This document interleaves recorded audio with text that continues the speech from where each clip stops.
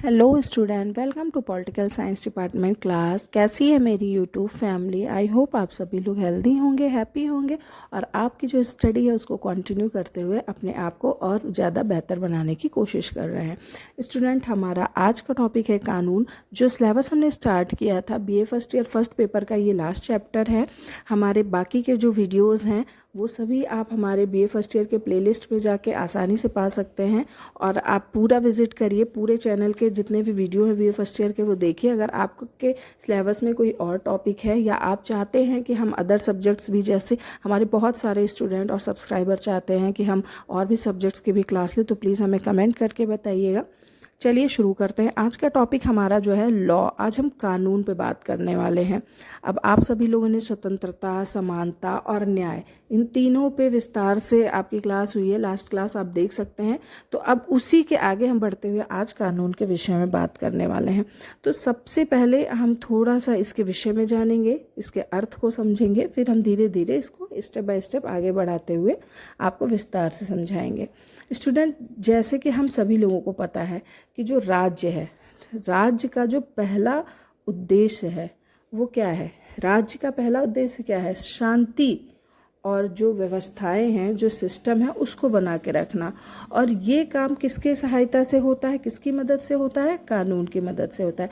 पुराने समय में जब लेखन यानी लिखने का आविष्कार नहीं हुआ था, तो कबीले का जो भी मुखिया या राजा होते थे वो किस तरीके से शासन करते थे? जब लिखने की प्रक्रिया नहीं होती थी तो वो किस तरीके से शासन करते थे? वो अलिखित नियम के आधार पर शासन करते थे, जिसे हमने बताया है परंपरागत भी आप कह सकते हैं इसको। तो परंपरागत अलिखित नियमों के आधार पर वो शासन करते थे, ठीक है। तो उसके जरिए क्या होता था कि हत्या करने वाले, लूटने या शांति और व्यवस्था को भंग करने वाले को फिर क्या हुआ, धीरे धीरे लिखित रूप दिया जाने लगा। और आज भी राज्य यही जो लिखित कानूनी संहिता है उसी के आधार पर क्या करते हैं? शासन करते हैं। जैसे जैसे समय बीतता गया, चीज़ें नए नए तरीके से हम अपने जीवन और शांति और व्यवस्था को, अपने अधिकारों को, कर्तव्यों को समझने लगे, तो धीरे धीरे इसका रूप भी बदलता रहा। तो जो कानूनी संहिता होता है उसके अंतर्गत शांति और व्यवस्था बनाने के लिए सबसे ज़्यादा जरूरी क्या होता है? उसमें हर नागरिक से उम्मीद की जाती है कि वो कानून के द्वारा बनाए गए आचरण को समझते हुए, उसका सम्मान करते हुए शांति से अपने जीवन को बिताएगा, ठीक है। तो राज्य के जरिए कानून का उपयोग शांति और व्यवस्था बनाए रखने के यंत्र के रूप में भी किया जाता है। स्टूडेंट, कानून लोगों के आचरण को निर्धारित करता है और व्यवस्थित जीवन की स्थिति को संभव बनाता है। तो इस तरीके से कानून का सबसे पहला उद्देश्य होता है समाज में व्यवस्था बनाए रखना, ठीक है। तो अब हम कानून का अर्थ भी समझेंगे, हमारे इसमें से क्वेश्चन भी आते हैं। राज्य का लक्ष्य क्या होता है? मनुष्य के कल्याण की उचित व्यवस्था करना। लेकिन इस लक्ष्य को पाने की उम्मीद तभी हो सकती है जब राज्य के नागरिक अपने जीवन में आचरण के कुछ सामान्य नियमों का पालन करते हों। इसलिए राज्य अपने नागरिकों के जीवन के संचालन के लिए नियमों का निर्माण करता है, और जिसका पालन ना किए जाने पर लोग जो होते हैं, नागरिक जो होते हैं, वो दंड के भागी माने जाते हैं, ठीक है। तो राजनीति विज्ञान में राज के जरिए निर्मित और लागू किए जाने वाले इन नियमों को ही कानून कहते हैं, ठीक है। अब इसके हम शाब्दिक अर्थ को भी समझते हैं क्योंकि आपके क्वेश्चन भी आते हैं। तो स्टूडेंट, कानून आंग्ल भाषा के लॉ शब्द का हिंदी रूपांतरण है। लॉ शब्द की उत्पत्ति ट्यूटोनिक लैग से हुई है, जिसका मतलब होता है ऐसी वस्तु जो सदा स्थिर, स्थायी और निश्चित या सभी परिस्थितियों में समान रहे। इसलिए शब्द व्युत्पत्ति के नजरिए से कानून का मतलब होता है वह जो एक रूप बना रहे, ठीक है। स्टूडेंट, ऑक्सफोर्ड शब्दकोश में इसकी परिभाषा सत्ता द्वारा आरोपित आचार व्यवहार के नियम के रूप में की गई है। तो ये तो हो गया इसका शाब्दिक अर्थ। अब हम इसके कुछ परिभाषाएं हैं वो भी आपको बताएंगे, क्योंकि कई बार होता है कि आपके एग्जाम में परिभाषाएं भी पूछी जाती हैं, ठीक है। तो हम सबसे पहले बात करेंगे ग्रीन ने क्या कहा। ग्रीन ने कानून के विषय में कहा कि अधिकारों और कर्तव्यों की उस पद्धति को कानून कहा जा सकता है जिसे सरकार लागू करती है, ठीक है। प्रोफेसर सालमन ने कहा कि कानून नियमों का वो समूह है जिसे राज्य मान्यता देता है और न्याय व्यवस्था के प्रशासन में लागू करता है। ऑस्टिन ने कहा कि कानून संप्रभु की आज्ञा है। वुडरो विल्सन ने कहा कि कानून स्थिति, विचार और स्वभाव का वो अंश है जिसे शासक की शक्ति लागू करती है। ठीक है, तो ये हो गया हमारा कानून की परिभाषाएं। अब जैसे कि हमें पता है कि अब इसको एक कदम आगे बढ़ाते हैं, यानी कि हमने कानून को समझ लिया, कानून का मतलब क्या अर्थ है। अब हम इसके तत्वों को समझेंगे।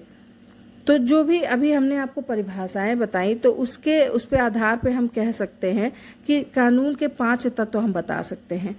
पहला, कानून के लिए नागरिक समाज का अस्तित्व जरूरी है, क्योंकि नागरिक समाज एक सुव्यवस्थित संगठन है और इस संगठन के संचालन के लिए ही नियमों की जरूरत पड़ती है। ठीक है। दूसरा, कानून के निर्माण और उनकी क्रियान्वित के लिए संप्रभुता सत्ता का अस्तित्व होना भी जरूरी है।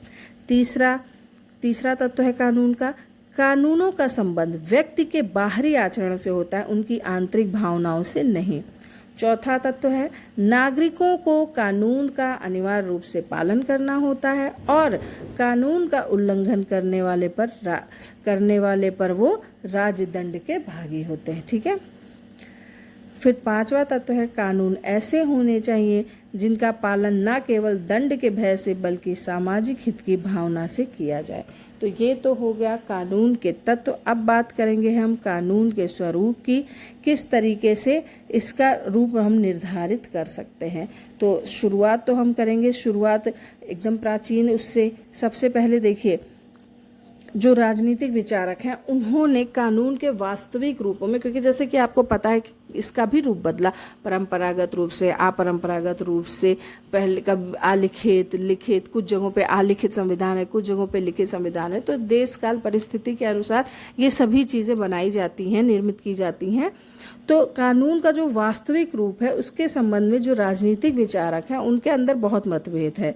कुछ विचारक कानून पर विश्लेषणात्मक नजरिए से विचार करते हैं, तो कुछ ऐतिहासिक, दार्शनिक, तुलनात्मक या समाज वैज्ञानिक नजरिए से उसकी विवेचना करते हैं। तो सबसे पहले हम समझेंगे कि कानून के जो स्वरूप हैं वो कौन कौन से हैं। तो है आपका विश्लेषणात्मक विचारधारा, या इसे आप कानूनी विचारधारा भी कह सकते हैं, ऐतिहासिक विचारधारा और तुलनात्मक विचारधारा, समाज शास्त्रीय विचारधारा। ये सभी जो हैं आपके कानून के स्वरूप के अंतर्गत आते हैं। जो विद्वान है वो अपनी देश काल परिस्थिति और अपनी विचारधारा के अनुसार इन्हीं कानून के मतलब इन्हीं सोच के अनुसार इन्होंने कानून के विषय में बताया है, और इसी से आपके जो इम्पोर्टेंट क्वेश्चन होंगे वो इसी से आपके निकल के आएंगे।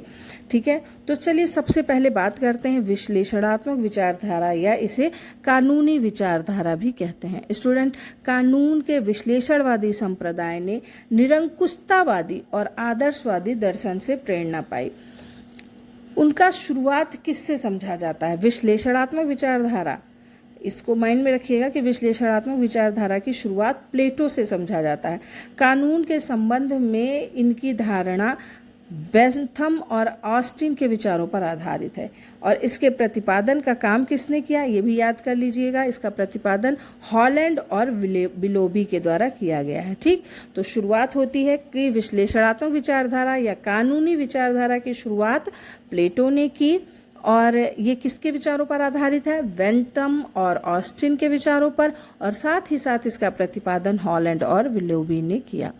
ठीक, तो अब ये है क्या विश्लेषणात्मक विचारधारा? स्टूडेंट, ये विचारक जो है कानून को राज्य की असीम संप्रभुता का निश्चित और स्पष्ट आदेश मानते हैं, जिसका पालन राज्य की शक्ति के द्वारा ही कराया जा सकता है। तो इस तरीके से ये विचारधारा कानून के स्रोत के रूप में व्यवस्थापन पर बल देती है।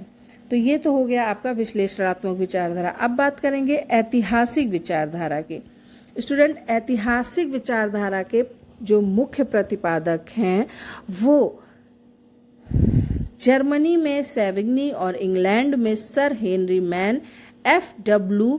मैट लैंड और सर फ्रेडरिक पोलक रहे। देखिए विचारधारा का आप अर्थ तो समझ रहे हैं, लेकिन ये जरूर याद रखिएगा कि कौन सी विचारधारा का प्रतिपादन किसने किया। सबसे पहला क्वेश्चन ये। दूसरा क्वेश्चन ये कि वो विचारधारा किस आधार पे चलती है, वो विचारधारा है क्या, ये भी आप जरूर याद करिएगा। तो ऐतिहासिक विचारधारा की बात करें तो ये विचारक जो है वो कानून के औपचारिक स्रोत की अपेक्षा उसकी विषय वस्तु पर ज़्यादा जोर देते हैं। ये जो विचारक हैं उनके जरिए विकासात्मक नजरिए के आधार पर कानून की उत्पत्ति और विकास का अध्ययन किया गया, और वो कानून में होने वाले परिवर्तन और विकास के कारणों की छानबीन करते हैं। तो इस नज़रिए से कोई भी कानून किसी राज्य का कोई भी कानून जो है वो किसी कानून निर्माता की जानबूझकर की गई रचना नहीं होती, बल्कि वो अतीत भूतकाल से चली आ रही प्रथा और परंपराओं पर आधारित होती है। तो इस विचारधारा के अनुसार जो है मानवीय प्रकृति में अचानक से कोई परिवर्तन होना संभव नहीं है, इसलिए जिसे हम वर्तमान समय में कानून कहते हैं वो वास्तव में परंपरा ही है और भविष्य में ऐसा भी होता रहेगा।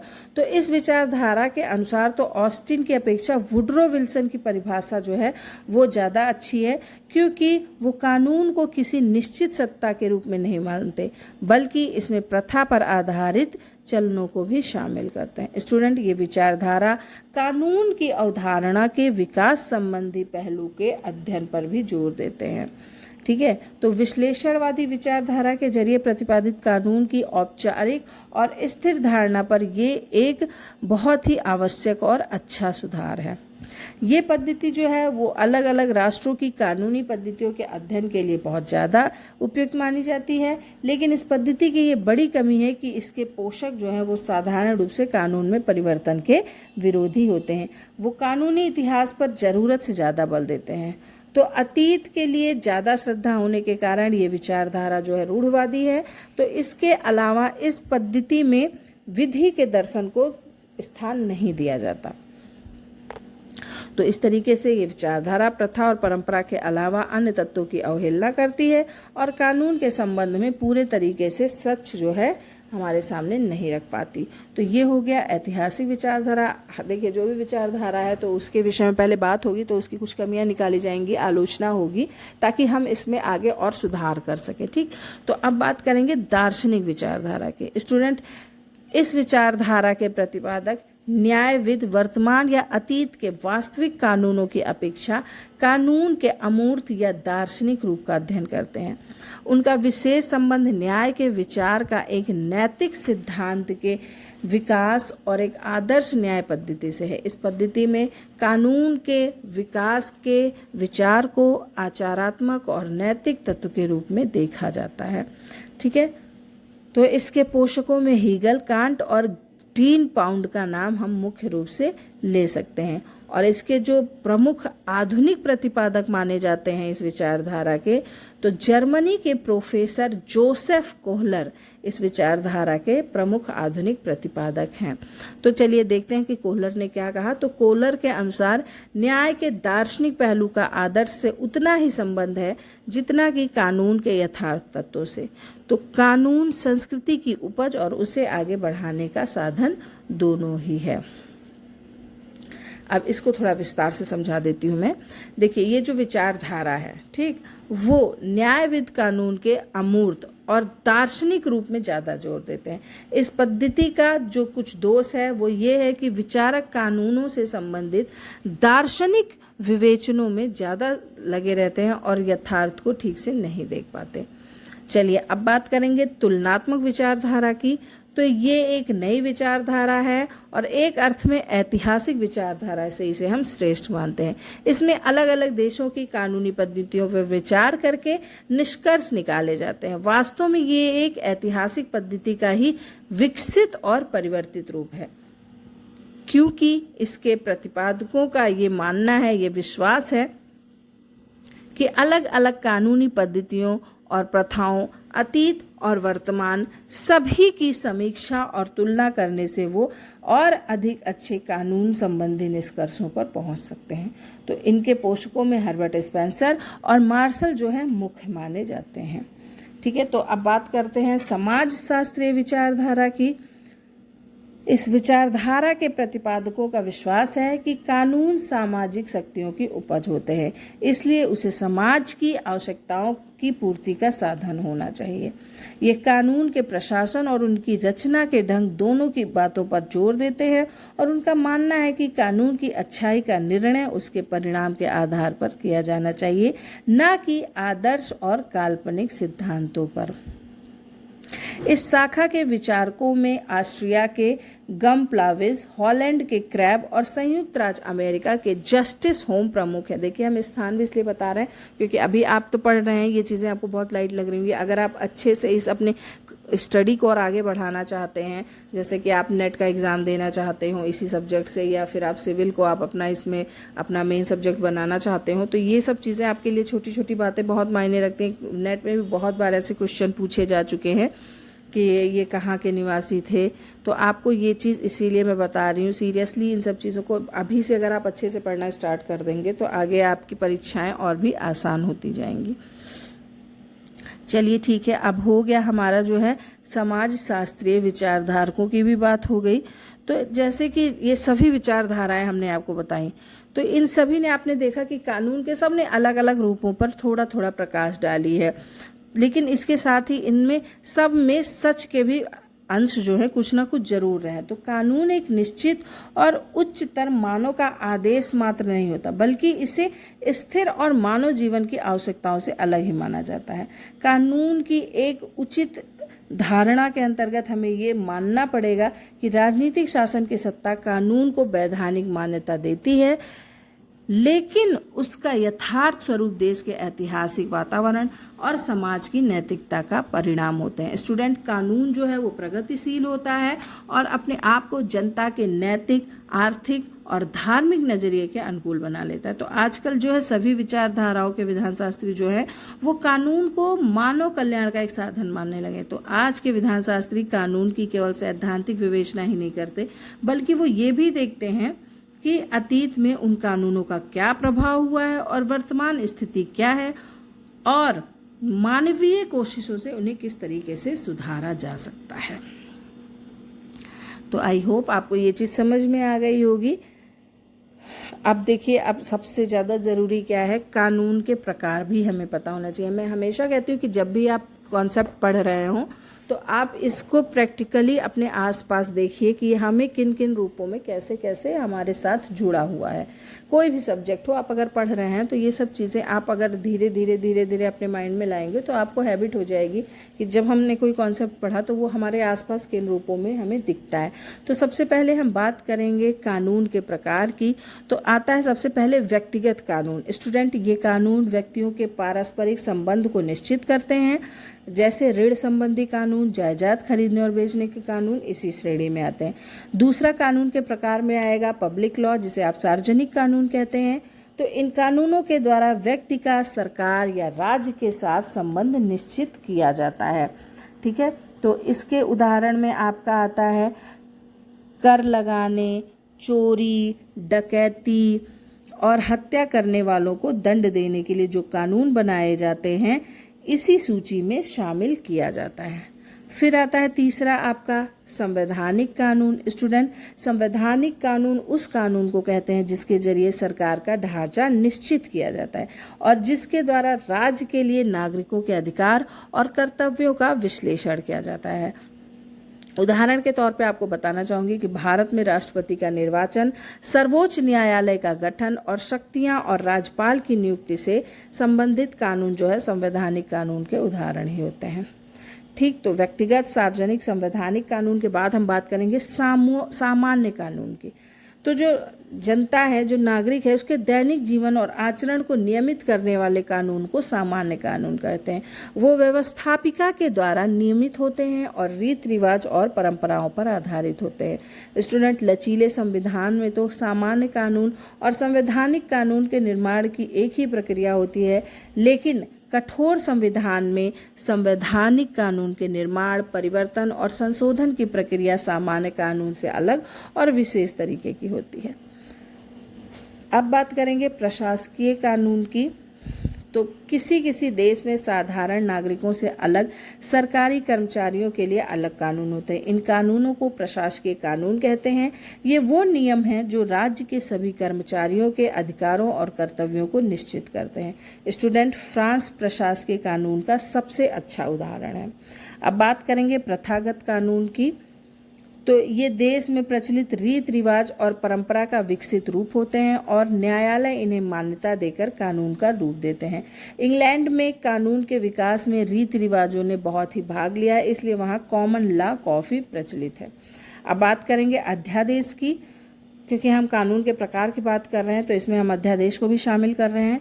किसी विशेष परिस्थिति का सामना करने के लिए या किसी विशेष उद्देश्य को पूरा करने के लिए कार्यपालिका के द्वारा एक निश्चित अवधि के लिए जो आदेश जारी किया जाता है उसे अध्यादेश कहते हैं। भारत के राष्ट्रपति को अध्यादेश जारी करने का अधिकार प्राप्त है। अब बात करेंगे अंतर्राष्ट्रीय कानून की। तो कानून के सभी भेद राष्ट्रीय कानून के ही उदाहरण हैं, लेकिन इनके अलावा भी एक और कानून होता है। स्टूडेंट, विश्व के स्वतंत्र राष्ट्रों के पारस्परिक संबंध को नियमित करने वाले कानूनों को अंतर्राष्ट्रीय कानून कहते हैं। ठीक है, तो ये आपका हो गया कानून के प्रकार। स्टूडेंट, मैं आप सभी से कहना चाहती हूँ कि आप चाहें तो घर बैठ के क्लास कर सकते हैं। हमारी ऑफलाइन क्लास भी है, स्पेशली गर्ल्स बैच है, जिसमें आप अगर आपके पास सुविधा नहीं है या आप के पास समय की थोड़ी कमी है तो आप हमसे कांटेक्ट कर सकते हैं। आप घर बैठे हमारी ऑफलाइन क्लास भी ज्वाइन कर सकते हैं, हमारा व्हाट्सएप ग्रुप भी ज्वाइन कर सकते हैं, जिसमें आपको आपकी स्टडी से रिलेटेड बहुत सारे अच्छे अच्छे कंटेंट और मटेरियल प्रोवाइड किए जाते हैं। ठीक है, चलिए आगे बढ़ते हैं। हमारा टॉपिक हो गया, हमने कानून के प्रकार पे बात की। अब हम बात करेंगे कानून के उद्गम या स्रोत। कानून हमें किन किन रूपों में कहाँ कहाँ से हमने लिया और कैसे कैसे उनका जो है धीरे धीरे निर्माण हुआ। तो बात करेंगे कानून के उद्गम या स्रोत पे। तो कानून के स्रोत से मतलब उन साधनों से होता है जो प्रत्यक्ष तरीके से कानून के निर्माण में सहायता देते हैं।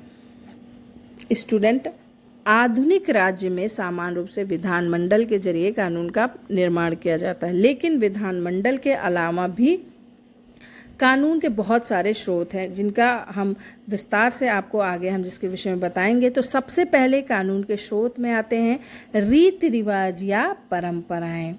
देखिए, ये आपको पता है कि रीति रिवाज कानून का सबसे पुराना और महत्वपूर्ण स्रोत है। रीति रिवाज का निर्माण नहीं होता बल्कि वो धीरे धीरे उनका विकास होता है और वो समाज के प्रचलित नियम होते हैं जिन्हें समाज के सभी लोग लंबे समय से मानते चले आ रहे हैं। तो इन्हीं रीति रिवाजों के पीछे सामाजिक संगठन का नियंत्रण और समाज का नैतिक बल रहता है। जब ये समाज में ज़्यादा मान्य और प्रचलित हो जाते हैं तब राज्य उन्हें कानून का रूप दे देता है। तो इस तरीके से समाज के प्रचलित रीति रिवाज कानून का रूप ले लेते हैं और उन्हें प्रथागत कानून कहा जाने लगता है। ठीक है, अगला है कानून के स्रोत में धर्म।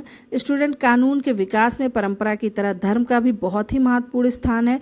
धर्म परंपरागत कानून को धार्मिक विश्वास की मान्यता देकर उसे सबल बनाता है। तो इस तरीके से दोनों जो है घनिष्ठ रूप से संबंधित हैं। इतना ही नहीं, धर्म ने प्रत्यक्ष रूप से भी कानून को जन्म दिया है।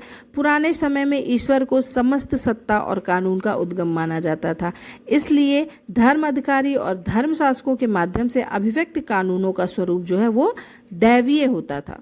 स्टूडेंट, पुराने समाज में धर्म और कानून इतने घुले मिले रहते थे कि जीवन के सभी नियमों के पीछे धार्मिक मान्यता का बल पाया जाता था। अगला स्रोत है न्यायिक निर्णय। न्यायिक निर्णय क्या होता है?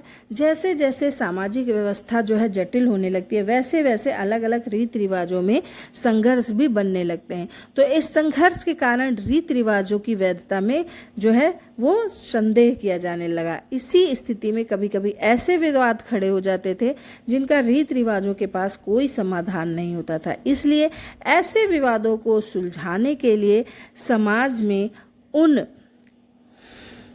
सबसे ज़्यादा महत्वपूर्ण व्यक्ति और व्यक्तियों की सलाह ली जाती थी जिनका निर्णय सबको स्वीकार हो। तो ऐसे व्यक्तियों के निर्णयों ने कानूनी नज़रिए का रूप धारण कर लिया और फिर उसके बाद जो वाद में उत्पन्न विवाद सुलझाने के लिए इसको पूर्ण नज़रिए से इसका जो है अनुकरण किया जाने लगा और इस तरीके से न्यायिक निर्णय जो है कानून के स्रोत बन गए। स्टूडेंट, आज भी न्यायिक निर्णय कानून के विकास में बहुत ही सहायक होते हैं। न्यायाधीश जो है वो विधि की व्यवस्था करते समय जाने अनजाने में नए कानून का निर्माण का कार्य करते हैं। जैसे कि संयुक्त राज्य अमेरिका के सर्वोच्च न्यायालय ने तो अपनी व्याख्या की शक्ति के द्वारा संविधान में बहुत ज्यादा परिवर्तन कर दिए हैं। जस्टिस होमल्स कहते हैं कि न्यायाधीश कानून बनाते हैं और उनको इसका अधिकार भी है। तो ये हो गया न्यायिक निर्णय। अब कानून का अगला स्रोत है वो है कानूनी टीकाएं। स्टूडेंट, हर देश में कानून के प्रसिद्ध ज्ञाता कठिन कानूनों के अर्थ को स्पष्ट रूप से समझाने के लिए कानून की व्याख्या करते हैं और ग्रंथ रचना कहते हैं, जिन्हें कानूनी टीकाएं कहा जाता है। न्यायशास्त्रियों और विधि शास्त्रियों की ये टीकाएं भी कानून का एक महत्वपूर्ण स्रोत होती हैं। तो टीकाकार कानून की आधारभूत अमूल विद्वानों की विवेचना करते हुए उस पर सही स्पष्ट रूप से प्रकाश डालते हैं और न्याय और कल्याण के नजरिए से संशोधन के सुझाव भी सामने रखते हैं। स्टूडेंट, न्यायालयों में न्यायाधीश इन टीकाओं को मान्यता देते हैं और अपने निर्णयों में इनके आदर के साथ इसका उल्लेख करते हैं। तो इस तरीके से ये कानून की शास्त्रीय टीकाएं जो हैं कानून के विकास में सहायक होती हैं। अब आता है अगला आपका स्रोत साम्य नीति, या इसे औचित्य भी कहते हैं। तो औचित्य जो है एक अन्य स्रोत है जिससे कानून का जो है उद्भव हुआ है। स्टूडेंट, न्यायाधीशों के सामने कभी कभी ऐसे विवाद भी आ जाते हैं जिसके संबंध में कानून कोई प्रकाश नहीं डालता। ऐसी स्थिति में न्यायाधीश विवेक, न्यायशास्त्र के अनुभव और न्याय की साधारण मान्यताओं के आधार पर निर्णय देते हैं और ये निर्णय ही औचित्यपूर्ण निर्णय कहलाते हैं। चलिए अब आगे बात करते हैं। अगला टॉपिक है व्यवस्थापन। स्टूडेंट, व्यवस्थापन क्या है? तो व्यवस्थापन कानून का सबसे ज़्यादा प्रत्यक्ष और महत्वपूर्ण जो है स्रोत माना जाता है। स्टूडेंट, पुराने समय में व्यवस्थापन का काम जो है राजा या उनके कुछ गिने चुने लोगों द्वारा ही होता है। एक समय जो है संपूर्ण जनता के द्वारा प्रत्यक्ष रूप से व्यवस्थापन भी किया जाता था। लेकिन आज लगभग सभी राज्यों में व्यवस्थापन का काम जो है व्यवस्थापिका के द्वारा किया जाता है। स्टूडेंट, व्यवहार में हर देश में सभी कानून विधानमंडल के द्वारा बनाए जाते हैं और व्यवस्थापन कानून का एकमात्र स्रोत या रूप धारण करता जा रहा है। ठीक है, तो हमने इतने सारे स्रोतों की बात की है। तो इन सभी स्रोतों को समझने के बाद वुडरो विल्सन कहते हैं, इन सभी चीज़ों को समझने के बाद हम उनके माध्यम से इसको स्पष्ट रूप से समझने की कोशिश करेंगे। वुडरो विल्सन कहते हैं कि रीति रिवाज विधि का सर्वप्रथम स्रोत है, पर धर्म भी उसी का समकालीन उतना ही सफल और राष्ट्र के विकास में लगभग वैसा ही स्रोत है। न्यायिक निर्णय अधिकारी बनकर आया और औचित्य के साथ कदम मिलाकर चलता। केवल व्यवस्थापन जो कानून का विचारपूर्ण और चेतन संगठन है और वैज्ञानिक व्याख्या जो कानून के नियमों का विकास है। स्टूडेंट, राजनीतिक समाज में उन्नत पद पर पहुंचने की प्रतीक्षा में है ताकि वो विधि निर्माण में अपना प्रभाव डाल सके।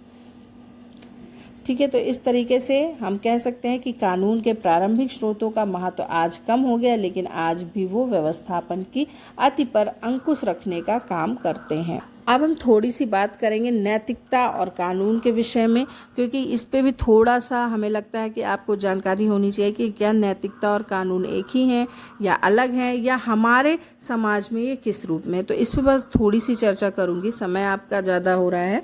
देखिए, पुराने समय में कानून को नैतिकता से अलग नहीं माना जाता था और प्राचीन भारत में धर्म शब्द कानून और नैतिकता दोनों के लिए माना जाता था।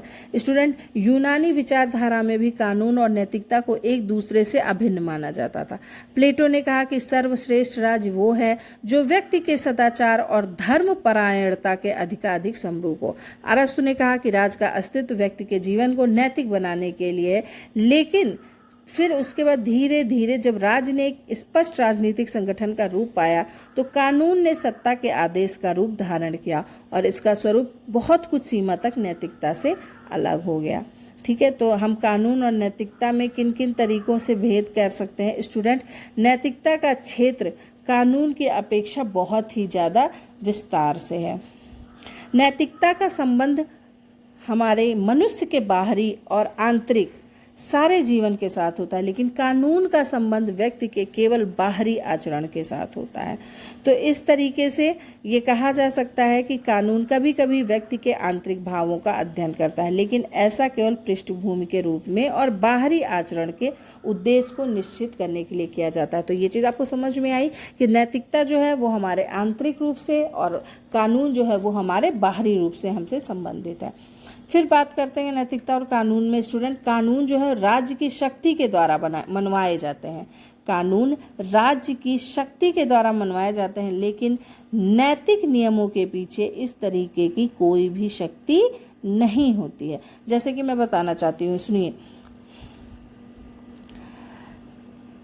अगर कोई कानून ना माने तो उसे राज्य के द्वारा दंडित किया जाएगा, लेकिन अगर कोई नियमों का पालन ना करे तो इसे इस तरीके का कोई दंड नहीं दिया जा सकता। अधिक से अधिक समाज के द्वारा उसे घृणित दृष्टि से देखा जा सकता है। तो इस तरीके से कानून राज्य की शक्ति द्वारा मनवाए जाते हैं, लेकिन नैतिक नियमों के पीछे इस तरीके की कोई भी शक्ति नहीं होती है।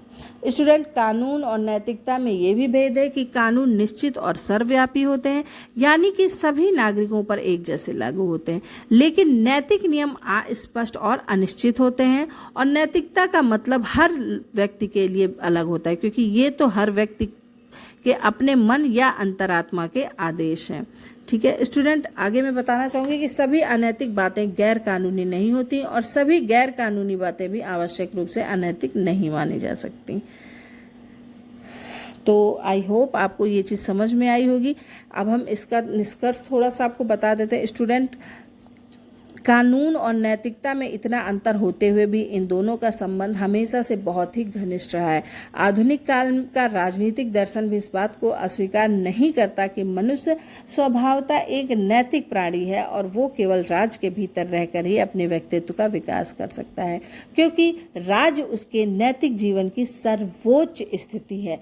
कानून और नैतिकता का संबंध अलग अलग रूपों में स्पष्ट किया जा सकता है।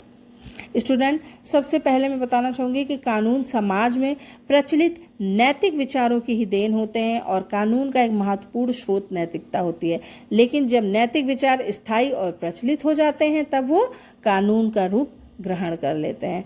ये आपका आज का क्लास जो कानून था वो आपका जिस सिलेबस से हमने स्टार्ट किया था, हमने सिलेबस अपने फर्स्ट वीडियो में आपको पूरा बाकायदा दिखाया है।